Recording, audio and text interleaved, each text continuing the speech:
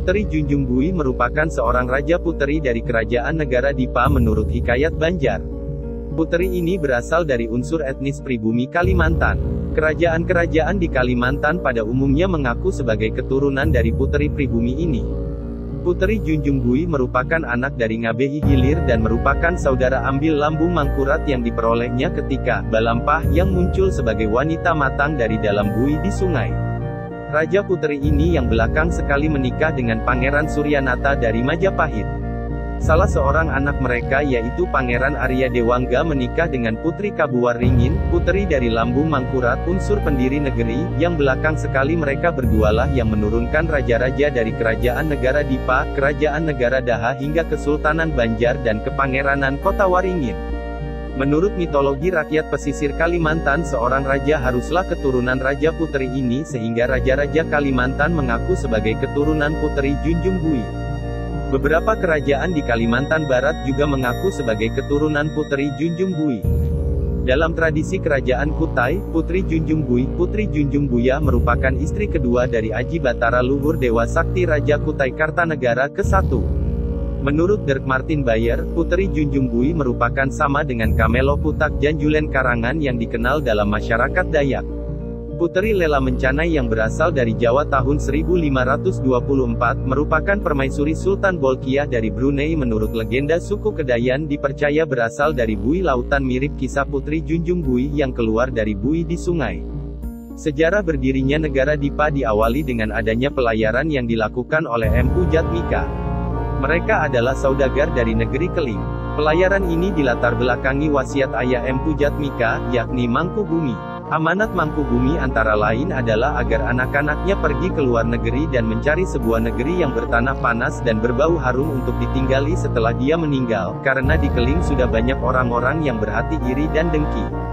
Setelah ayahnya meninggal, Empu Jatmika memerintahkan kepada Hulu Balang Arya Magatsari dan Tumenggung Tata Jiwa beserta Kepala Jabatan Perdagangan Wiramartas yang merupakan orang yang menguasai banyak bahasa dan terkenal kehebatannya sebagai nahkoda untuk ikut dalam pelayarannya. Kapal yang digunakan adalah kapal Prabayaksa. Alhasil sampailah mereka pada daerah yang panas dan berbau harum yang bernama Pulau Hujung Tanah. Disitulah Empu Jatmika mendirikan kerajaan baru bernama Negara Dipa, Dipateh yang artinya negeri seberang tanah. Empu Jatmika sendiri bergelar Maharaja di Candi. Dibangunlah Candi Agung. Empu Jatmika memiliki dua orang anak dari hasil perkawinannya dengan Sira Manguntur, yakni Empu Mandastana dan Lembu Mangkurat, Lambung Mangkurat.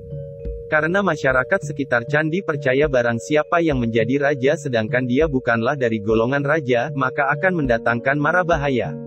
Maka Empu Jatmika yang bukan keturunan raja, melainkan hanya seorang saudagar yang kaya raya menyadari harus mencari raja yang sebenarnya. Oleh sebab itu, sebelum dia mangkat, dia memerintahkan kepada kedua orang putranya untuk mencari raja sesungguhnya dengan jalan bertapa. Empu Mandastana diperintahkan agar bertapa di gunung, di dalam goa atau di pohon besar, sedangkan Lambung Mangkurat bertapa di pusar air di atas rakit batang pisang di daerah Ulu Banyu atau yang sekarang dikenal dengan nama Nagara. Perintah dijalankan setelah Empu Jatmika wafat. Lambung Mangkurat bertapa selama 40 hari 40 malam di daerah Ulu Banyu dan pada malam terakhir pertapaannya, terdengarlah suara merdu dari dalam air yang mengisyaratkan agar Lambung Mangkurat menyediakan 40 jenis kue dan makanan beserta iring-iringan dayang yang berpakaian serba kuning.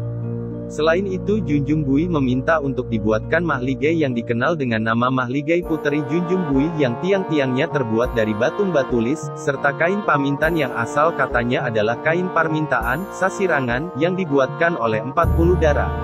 Setelah permintaan Junjung Bui dikabulkan, maka keluarlah bui yang besar dan bercahaya. Dari sana keluar seorang puteri cantik jelita bernama Puteri Junjung Bui, Raja Negara Dipa.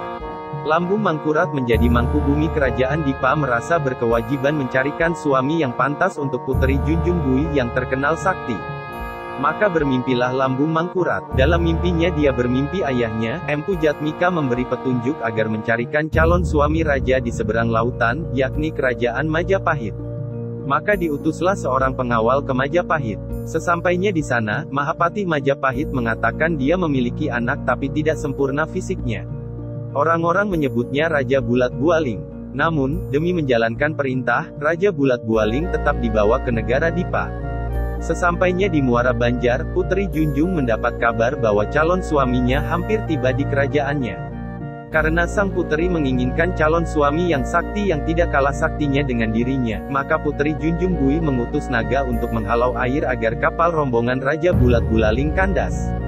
Dalam kebingungan para pengawal istana, maka Raja Bulai Bulaling memerintahkan agar melemparkan dirinya ke dalam air agar dirinya dapat membunuh naga. Pengawal pun menuruti perintahnya. Selama berhari-hari Raja Bulat Bulaling di dalam air. Konon waktu itu turun bidadari dari langit yang berdoa atas keselamatan Raja Bulat Bulaling dengan cara menari. Tarian ini dikenal dengan tarian Baksa Kambang.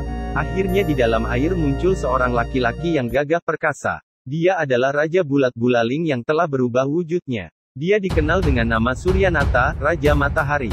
Putri Junjung Bui mengakui kesaktian Suryanata dan bersedia menjadi istri. Nah demikian sejarah singkat Putri Junjung Bui, jangan lupa like dan subscribe ya.